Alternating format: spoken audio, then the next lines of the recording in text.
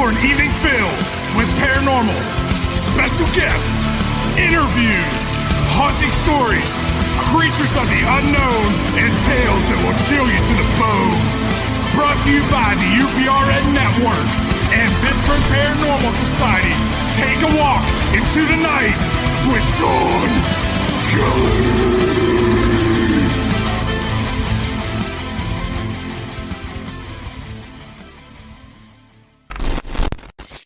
Hey, good evening, everybody, and welcome into the night with Shawn Kelly. That's me in person. How is everybody doing tonight? I hope doing okay. I hope you had a wonderful New Year's Eve and New Year's Day and a nice Christmas. However, but I need to tell you what happened to me and here in Pittsburgh, Pennsylvania. At exactly 11:20 a.m., we heard a real loud boom. I mean, this thing was huge. It shook our house. And other people that I know, it affected their house and their lights. It was crazy. And so personally, me, I was just saying, oh, hell, like, what the hell? Hey, Stuart. We're just like wondering, like, oh, what the hell? And then we saw on the news that there was a meteor that came in from outer space, and when it hit the Earth's atmosphere, okay, it blew up. It made a big boom, a real big boom. What was something about this? It was only a yard, like 3.5 by 3.5, and the total weight of that meteor was they claim about 1,000 pounds. Okay, and it was coming to Earth at 45,000 miles per hour. Can you imagine that? 45,000 miles per hour. Oh wow, I can't even imagine that. But the strange thing was, let me look at my notes here. It was the equivalent of 30 tons of TNT. I mean, it was crazy. Seriously crazy. And when I found out about it, I was kind of concerned because the government never told us that it was coming. Like, it disappeared. And yeah, seriously, Stuart, it was wild, and it actually shook my house, and where it exploded was about 40 minutes away from where I live. And but we never got no warning about it. And what was really crazy was we just finished 2021, and that was a pretty screwed up year, and I figured January 1st, 2022, everything will be happy, start something brand new, and then all of a sudden, boom, a meteor exploded. And it kind of like really got me upset, to the point where, I was like questioning about the government and why they didn't inform us. But I'm not going to get into that. That's for, another show. But I was like totally disappointed. Just think, if that thing didn't disintegrate, if it actually made it through the Earth's atmosphere, then there would have been, I wouldn't be here tonight. There would be no chasing prophecy. There wouldn't be a no enter into the night with me. And that's kind of scary,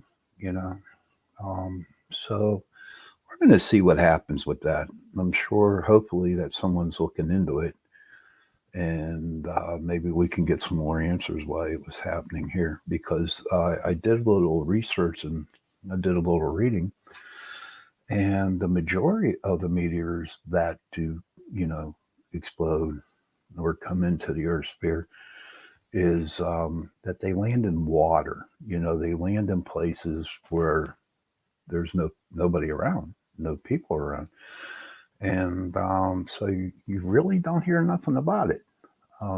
So It's something that I'm pretty interested in knowing a little bit more. I mean, it caught my interest. Um, the other day, well, my last week's guest, Carmen, her and her husband were on, and they talked about, how they saw like trucks that were unmarked, and there's a lot of stuff that is happening on their mountain where they live. And it's crazy because I'm not that far from them. And why Pennsylvania? Why do you think Pennsylvania? I got one reason: we have a lot of mountains. So is there alien stuff going on up there? Is there a secret military base going on up there? That's something that when the weather gets a little bit warmer, I'm going to take a ride up there and just see what's going on. I do know that they have a pipeline up there, you know, um, so I'm going to have to check that out and see what's happening with that. Just, a lot of weird stuff has been popping up lately. And so, oh, yeah, Stuart, we talked about that the last show on Chasing Prophecy. There is a bigger asteroid out there. Um, and according to Jenny, she thinks it's going to hit sooner or later. And you know what? I believe that. Um, I believe that.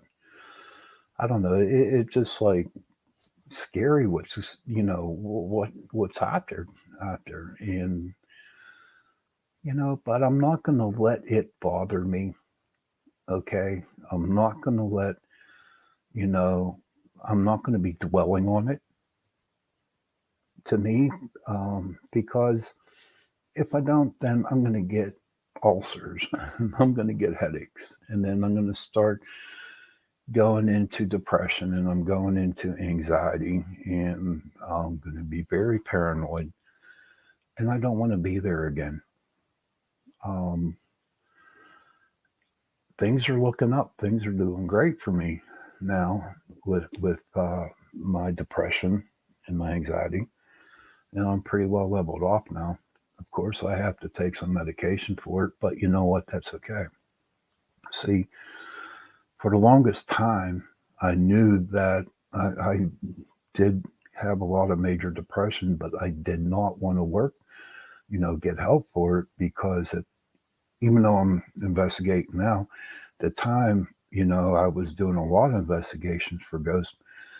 And I thought that if I was on certain medications, that my ability to sense, feel, and hear and see ghosts would go away or disappear, and I didn't want that to happen.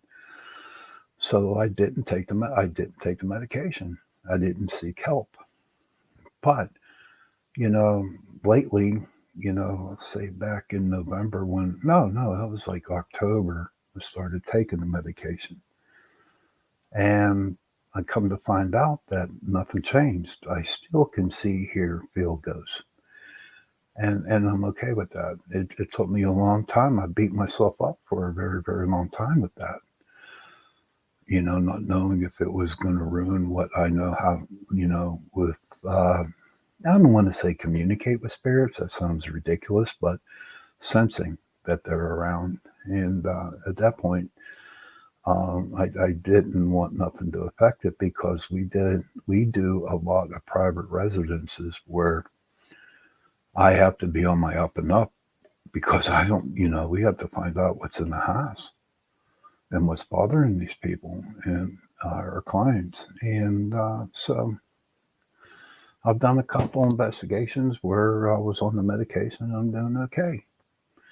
But I have to tell you, honestly, that I do think of you who has mental illness, who has depression, who has anxiety. I do think of you, and I do pray for you. You're not alone in this. Okay, if you have to, just go to my Pittsburgh Paranormal page and send me a message, and maybe by just talking about it, we can, see what we can do for you. But I do care for you. And I do hope that you get the right medication or the right help to help you through this because I know it worked for me. So there's another thing that we talked about on the first show um, about you know again about the government, how I guess you want to say they brainwashed us because there's a lot of things going out there, like with the fear of the COVID. Okay, it's legit. Okay, there's no doubt about it. Um, but what's scary is how people are afraid that they're going to get sick. And this happened to a person who I'm really, really close with. I'm not going to tell you who it is, but it really ruined our Christmas. It did. Um, so this person, took a test, and the so-called test result was COVID. Okay, and automatically went into protect mode for this person, and that person went back home, and we didn't get to spend a little bit of time on Christmas with them, and so it kind of hurt. But so I think, and it's not just that person that I know, but it's happening to a lot of people. I see it at work. A lot of people, they're just like scared, and it's not a way to live. It's not a way to live, to be afraid of something. I mean, I can rant and rave and yell and scream and bitch and complain, but you know what? It just seems like the more that I do that kind of stuff, people don't want to hear it. They're just like stuck, like they have blinders on their eyes. And I'm not here to judge you if you are one of those people who are listening to my show. I'm not. I'm not here to judge you. I mean, the only person that can judge you is the big guy upstairs. So I just think that we weren't given a fair chance. I don't think we were given a deal to where we wouldn't have to be so afraid. So that's my take on that. I just wish the government would be brutally honest with us and just tell us straight out. Sure, they say, yeah, there's an alien coming or something. We're going to be attacked by aliens. And I'm like, you know what? Just tell us that it's going to happen instead of putting people in fear. Sure, there's going to be chaos and chaotic stuff. And I can understand why they won't say nothing. But you have to realize that if you don't say anything and this stuff happens, people are going to go nuts. But I know in this day and age, okay, I know this day and age that it wouldn't affect us because, we are learning a little bit more on what we're taught about, UFOs, aliens, COVID, whatever, so it don't really it really wouldn't be surprised if a spaceship just landed in my backyard. I'd be like, wow, that is cool. Or I get to be able to shake an alien's hand. That would be sweet, you know. But if it happens, it happens. If it don't, it don't. But please, please, I need you to understand. I am not here to judge you. You do what you have to do to survive. And that's what we do, and that's what we have to do. But tonight, I want to talk give you a couple stories on happened on some of the investigations that I've gone to. Yeah, it would be Stuart. I'd love that, man. Just give me a selfie and I'd be happy and put it on. But you know what, Stuart? What would be crazy? I did do that, and it actually happened. People would think I'm a nutcase, and they'd say, "Oh, you photoshopped that picture," blah blah blah. But that's here and there and say. But I'm going to talk about some ghost experiences I had on some investigations. on some of the big places that we went to. Um, First one I want to talk about is down there in Trimway, Ohio. It's called Prospect Place. And it is a mansion built in the early 1900s. Um, I really don't know the names of the people who owned it, but I do know that they were really, really big in the railroad at the time. And but also they also had um, they were part of the Underground Railroad, and the way they had it set up was it was easy access for people to escape from down south and up to the north. And they have this little place. It's down there. It's in their cellar, okay. And when you're down there investigating, okay, if you sit way in the back, imagine sitting way in the back and you're looking and you see the hallway and you see a light, right? And honest to gosh, you can actually see shadows coming back and forth. It's really cool. I mean, you just see lots of shadows, lots of shadows, lots of shadows going through. And it to me, that's like really the most haunted place down there in that area is down in the cellar. I remember one time I was sitting down, down in the cellar on a chair. We were doing a couple EVP sessions down there, and I looked up on the cigars. This spirit just came right up into my face. Caught me off guard there. It was kind of like shaking, and I was shaking and a little nervous. It's like, whoa, dude, where you been? You caught me a little off guard. Um, and it was probably my biggest um, situation that occurred down at Prospect Place.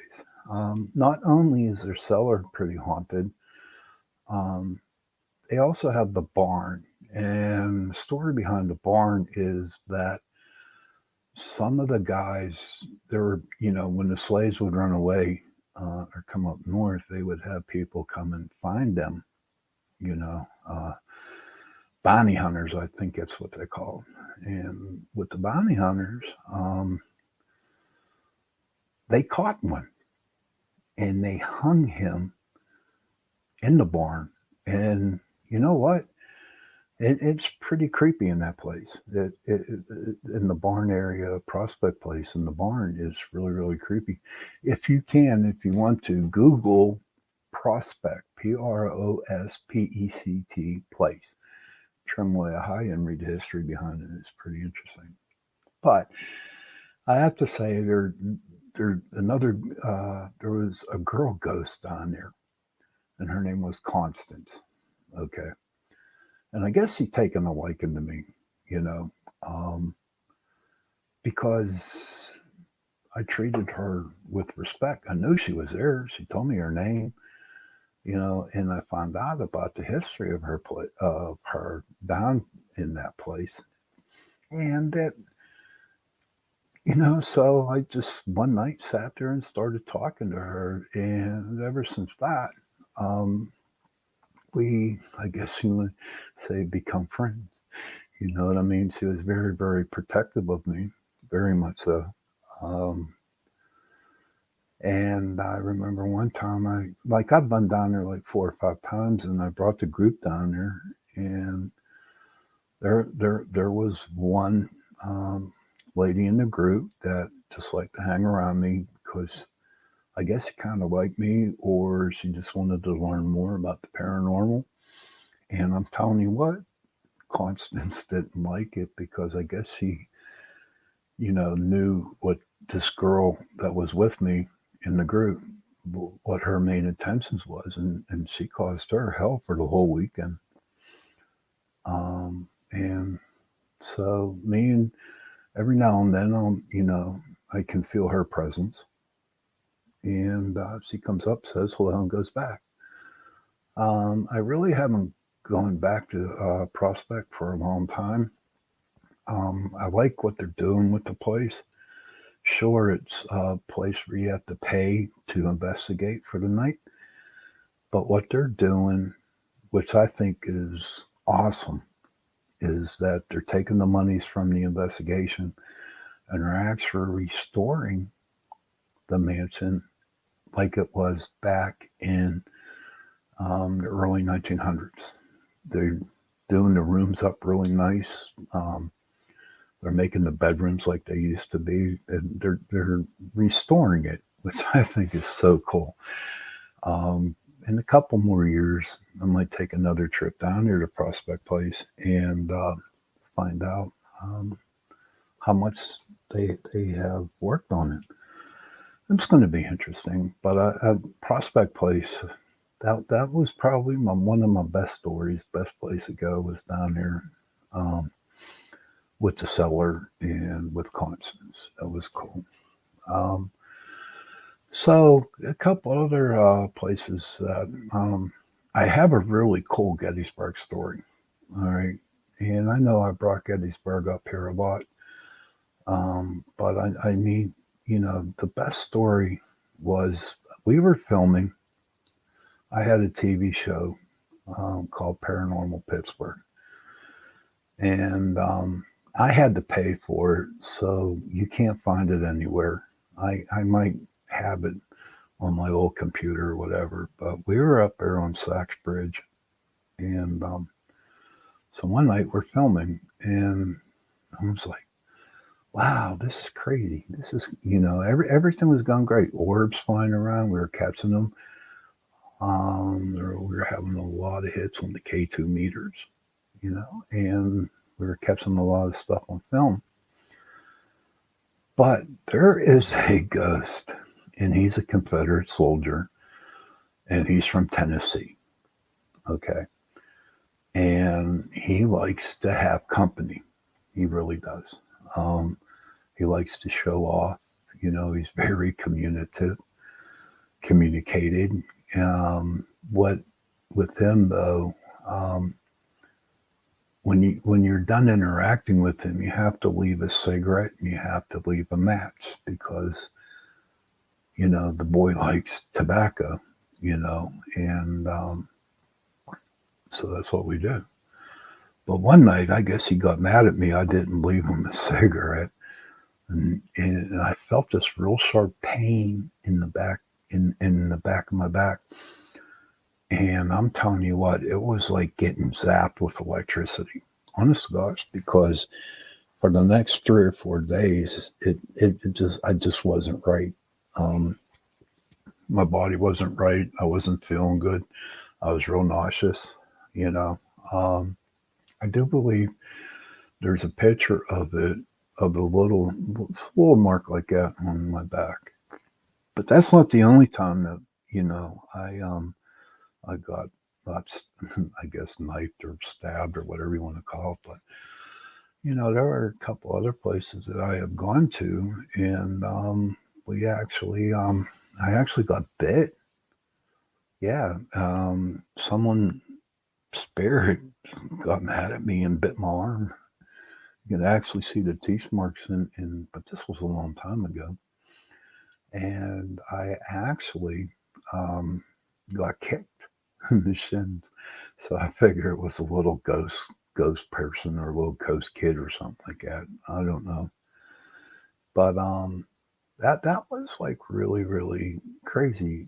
Definitely getting marked up. Definitely getting, I hate the word attack because being attacked, to me, being attacked is when, they really beat you up, or something seriously happens to you. And I just want to say that, they were jovial, you know, jovial encounters. And, cool. Stuart, you cut demons on a picture. I got demons on a picture that I took when I went to Fort Knox in Brewer, Maine. I want to go to Maine, Stuart. I hear there's a lot of places up there that are haunted. Plus, I think it's really pretty. I also watch Maine Cabin Masters too, so that's another reason why I want to go up there. But But there are many a times where I got punched, scratched, kicked, and I don't want to say verbally abused, but they had a couple few choice words for me there. So in a way, I think it's like really, really funny. We did another investigation. Now this was crazy, right? It was over here in Pittsburgh, up there, up, up, up on the north side, somewhere over there. And I got an email from my client, and she said she explained how her little girl was sitting in a room, you know, and the lady actually couldn't hear her daughter talking, so she went up to him, to see if she was okay. And the mother walked into the room, and the little girl turned to her mother and said, "I want to see." I said, she goes, "Mom, this is my friend Johnny." And Johnny wasn't there. And that really, really freaked the mom out. And so that's how we got in contact. Um, so we get there, we set up our cameras, and we actually, had communicated with Johnny. But here's the crazy part about this whole story. Okay. Johnny wasn't there to hurt the little girl. Johnny was there to alert her mother that there was something there that was evil. Okay. Even in spirit world, in real life, how you got people who like to take control of other people, and they want to take control and tell them what to do and not what to do, and they use kind of force on them. I don't know, I'm just being an asshole, I guess. But they're also like that in spirit, because you got to realize one thing. In spirit, if you're a good person when you're alive, you're going to be a good person when you're dead with your spirit. But if you're a really bad, negative person, a really nasty, asshole in life, you're going to be like that when you go to the other side. So, long story short, there was a real, real bad ghost that was controlling all the other ghosts in the house. Now, I know that sounds weird, okay? Because the house had about eight or nine different ghosts. And so what happened was that in order for me and my group to get there to take care or get rid of this evil ghost or bad ghost, they had to somehow get the mother to get in contact with us. And so we did. We got rid of the bad ghost, and the house became really peaceful, very no more ugliness. And what was really sweet, that happened back in 2022, I'd have to say 2012, 2010, around that area. So about a couple of years ago, I got an email from the mom. And this was like 4 or 5 years after we investigated the house. And she said to me in the email, she said, "I can't thank you enough for doing what you did, for my little girl and for our house. You made life a lot more easier to live there." And that kind of made me feel really good that I could do that. And that's just one. That's just one over of many that I have done. Um, and to me, it's not all about the money. It's not all about the best audio you can get, the best video that you can get, and for bragging rights or whatever the hell you want to call it. Just so that my clients, they just get a peace of mind. And then they can move on in life and live their lives. I won't have to say, I can't say ghost free, but because there's going to be ghosts all around all the time, all the time. But the bad one, we got rid of that one, and their life became more easier, which I think was so sweet. And that's another thing I'd like to bring up with the paranormal and children.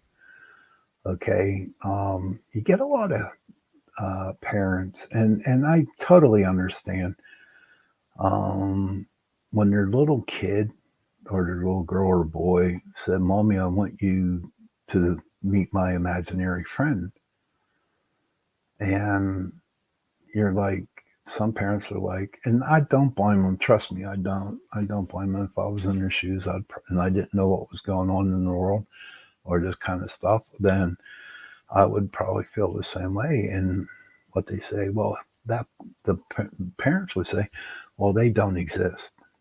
You don't have a friend. They don't exist at all. And it really frustrates the kid because they actually see the ghost, but they're trying to tell their mom that they or dad that they are experiencing it, but the parents don't want to listen. And I do believe that is the fear of the parents might have fear of ghosts.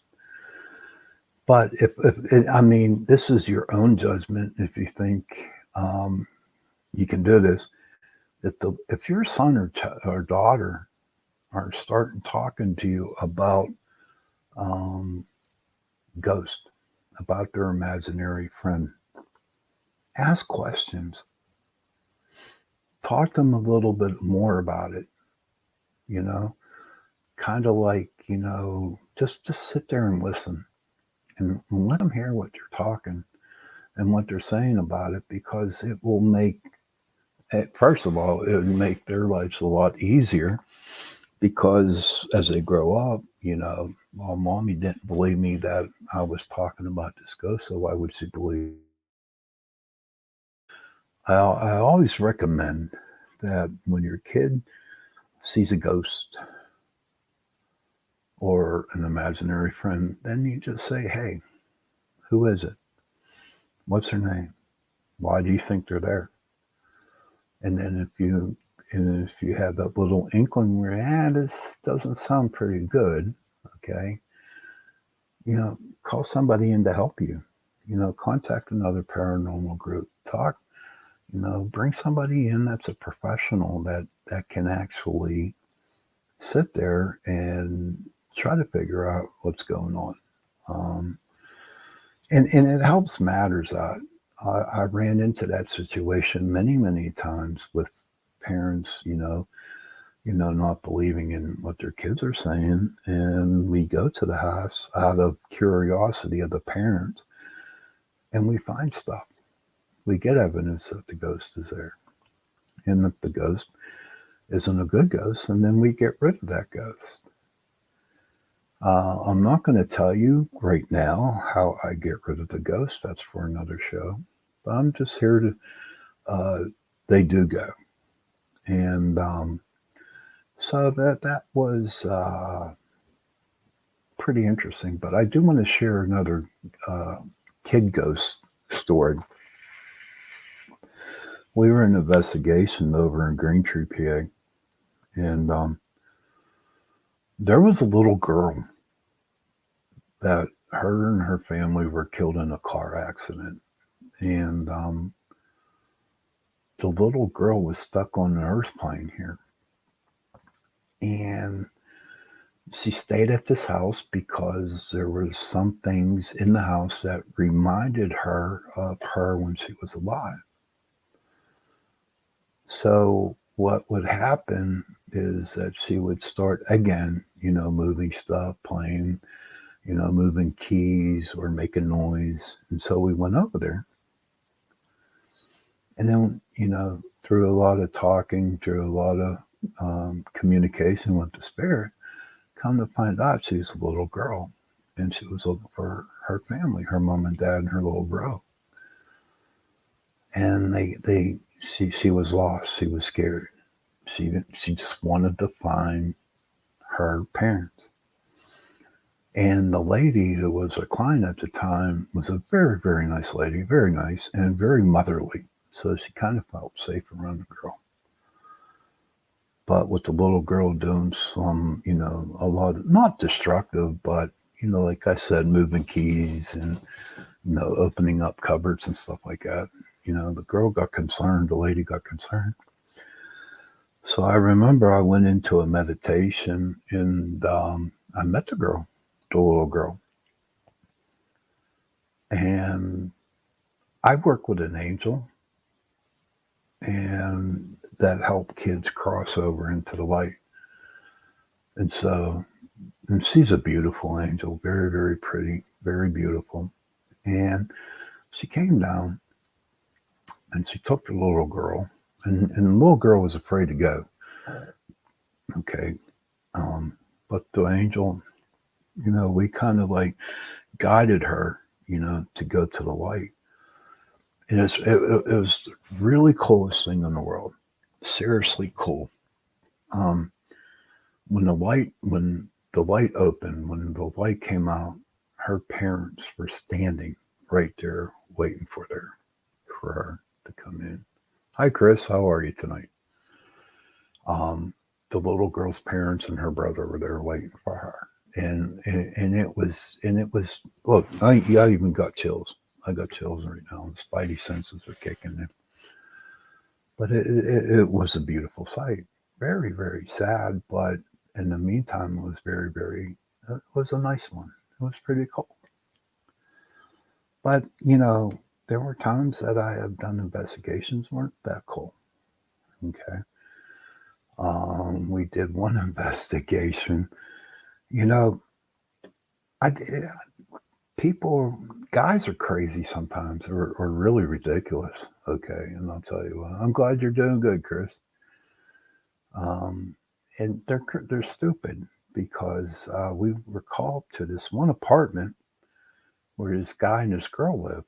Okay, and this girl was having a lot of you know paranormal activity as she was stating.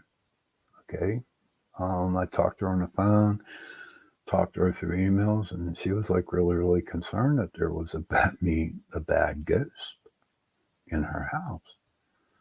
So we went up there and we investigated. And what happened was on the bottom of her one of her glass, drinking glasses, the bottom broke off. For some reason, it broke off. Now that was paranormal, okay? But the boyfriend was there, and all of a sudden, we're in the living room, we're doing our EVPs and stuff, and her boyfriend just screams and said, "Oh my God, look what's here! Look what's here! Look what's here! Look what's here!" And so we went into the room, and there was that bottom piece of the glass that was on their counter. And he said, "Oh, there is a ghost here. There is a ghost here." And he was just like, I'll tell you what, he'd win an Academy Award the way he was acting. And I said, "Well, we're going to see because we have a camera set up there." "Oh, you can't see that. You can't see that. That camera is directed away you know, from where that was," which was true. But Russ, my other investigator, had a camera going the other way. Okay. And we busted him. All along, he was doing all this so called paranormal activity. So his girlfriend would leave the apartment and he would have it all to himself. Now, isn't that sick? That's sick. Why would you want to do that with somebody? You know? I talked to her. That happened a while back, and then I just got done talking to her the other day. And you know what? She's doing good. She's doing good. I don't think she's dating anybody. I don't think she wants to date. But that guy was a real pain in the ass, man, for even thinking about doing something like that. Why? Why would you want to do that? Shits and giggles. I mean, today's world's all screwed up. People are screwed up in the head, and just just having power over people and scaring. Oh, there's a shadow. It just walked behind me. I don't know if you all saw it. If you all saw that, leave it in the comments. I just saw a shadow go past my back of my head. But that's like some of the crazy stuff. That when a person has to, you know, go to any length to make somebody else's life miserable, that's not good. You know, I believe in karma, and I'm sure karma's going to bite him in the ass one of these days, and that's okay because he deserves it. But back to my ghost stories. My ghost stories from investigations. Like I said, there was a bad situation. This young couple we became friends with a long time ago. Their father passed away, and what was crazy was the house was built on top of a cemetery, on the top of a graveyard. And they could not sell their house. They could not sell their house. And they weren't asking for no outrageous prizes. Um, and people would come and they go away and they couldn't figure out why. Well, a lot, I mean, your house is built on a cemetery. What are you going to think? You're going to have ghosts. But come to find out that they had a run-in with a bad ghost. And like I told you before, if you're a bad person, when you die, you're going to be a bad ghost, which was causing a lot of crap. What they needed to do was sell the father's house in order to pay for some of the funeral expenses. And so we went up there, and I went one-on-one with the ghost, and I cleared it. I got rid of it. And here's the coolest thing about that whole situation. We cleared it. A week later, somebody bought their father's house, 50,000 more than what they were asking for. Just because that bad ghost went away. It really did. Yeah, I thought that was so cool. When she told me that was, to me, again, helping other people, understanding what's going on and taking care of the situation at hand. They sold the house, and to me that's the reward. They offered me money and I wouldn't take it because it's not what it's all about. It's all about helping people. I mean, if you want to pay me or give me a donation to, if I did something for you, cool, I'll take the donation. But no, I don't want no money. I said, just buy me a cup of coffee, have coffee and iced tea there, for me. And that would be good enough. I don't believe in charging people, for an investigation. We're here to help and to help people understand what's going on. But I got about 7 minutes left, a little bit over 7 minutes. So I want to tell you this one story, what was really, really, really bad. We went to an apartment up in Kennedy Township. And, the girls that lived in there, they messed around with the Ouija board, and they were doing witchcraft, and they weren't doing nice things with it either. They were young, okay, and they figured, being a Wiccan or being a witch and casting spells and, playing with the Ouija board was all, going to help them, get to where they needed. But what had happened was they conjured up something that wasn't nice. Okay. Do demons exist? Yes, they exist. And so I remember, I found out where the not a demon, but a wannabe demon. He was a real bad ghost, evil ghost that wanted to become a demon. Okay. So what happened was I was there and I sat down and I went into my meditation, and I saw him and we started to duke it out. But that's for another story how I duke it out with a ghost. But I mean, we were really going at it. I mean, this ghost was strong. It was a strong ghost, and so we're duking it out, and um, all of a sudden he brought out his hellhounds, and they exist. I'm telling you, they exist. They're mean. They're scary.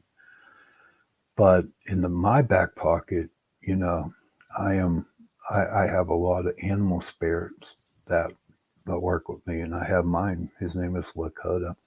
He's big, he's bad, he's ugly, but he kicks butt. And I have a couple other wolves with me. So I mean, it was I was under for about an hour, duking it out with this dude. But here's the scary thing. Um, here's the scary situation. It scared the shit out of me. So imagine where I'm sitting at. That's where the demon was at. Okay. So I'm in this meditation, duking it out. So to the right of the demon, this hole opened up, just like it's a perfect circle. Okay. Right next to the demon. And this black figure comes out of that hole, grabs the dude by the head, okay, and pulls him down into that hole, okay, and the hole closes up. And again, my goosebumps, okay, and that that was a sight. That was a scary sight to see that happened. Um, Either he became a demon, or else they said, you had your fun. Now it's time to come down here. But when I saw that thing come out of that hole just like that, and just grab him by the head and just pulled him right back into that, down and back into that hole there. That was a little freaking creepy for me, So not all my investigations, are happy investigations. A lot of our investigations have to do with bad spirits. But And that's what they are. They're bad spirits. They're real. That's all they are. The movies, TV shows, everything is a demon. Everything is a demon. Everything's a demon. 99 point, I'd say 99.5% of the time, it's not a demon. Okay. Usually is just a ghost that does not. And I just saw another shadow walk back behind my back, and this is like so cool. But 99.5% of the time, it's just a ghost who's not liking what you're doing. And I'll explain a little bit more on that. Say like you went in and you bought your house, and the ghost lived at that house for the longest time, and that ghost like polka dotted wallpaper. Okay, they like that. The ghost like that polka dotted paper. Now I come in, I don't like it, so I tear it down and get rid of it. And that's when all hell breaks loose, because you tore down something that you liked. And there were a couple of investigations I had to go in, and it was like, tell the spirit straight out, It's like, dude, this isn't your house no more. I mean, the people don't mind you hanging around, but, you got to be a little bit nicer. And sometimes it worked, sometimes it didn't work. I don't know. But I know some places where, um, somebody took down a wall and did some remodeling on a house. And, yep, of course, they did it. And that really pissed the spirit off. And the spirit made sure what was happening, you know. So those are the little things. And it's getting pretty close to that witching hour here. I had a good evening tonight. You know, we had a good show on Chasing Prophecy. We're on UPRN Radio, 105.3 New Orleans, as my show is. I forgot to say that at the beginning. My producer might get mad at me, but I don't know. Um, if he does, he does. If he don't, he don't. But he and it was just a good night overall. It was the best 3 hours or 3.5 hours of radio that I did, and I'm looking forward to more better days. Now 2022, you know, I'm going to take it as is. You know what I mean? I'm going to live 2020, 2022, one day at a time.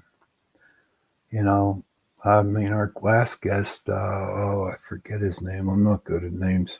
Flood. He's from North Carolina. And I'm going to North Carolina, and we're going to do some investigating down in North Carolina, and I'm sure I'll, you know, be able to. I will come back with some stories with that. If you have any ideas, what you want my show to do, talk about, it is into the night, and I do talk ghosts, I do talk paranormal and whatever, but there's also some of my shows that I just talk whatever's on my mind, you know, and so whatever's going to happen is going to happen. Every now and then I'll have a guest on or something like that, but I really enjoy what I do, and I enjoy this show. I got a good producer, and Chasing Prophecy, Jason, Jenny, and Trish. I'm telling you, I mean, we're badass. We are. We kick some butt because we're a good show, you know, and we get good people on. So, on that note, I'm going to say goodnight. And don't forget, I want you all to know that I do care about you. I do pray for you. And hopefully get to hear or see or talk to you next week. On that note, happy hunting.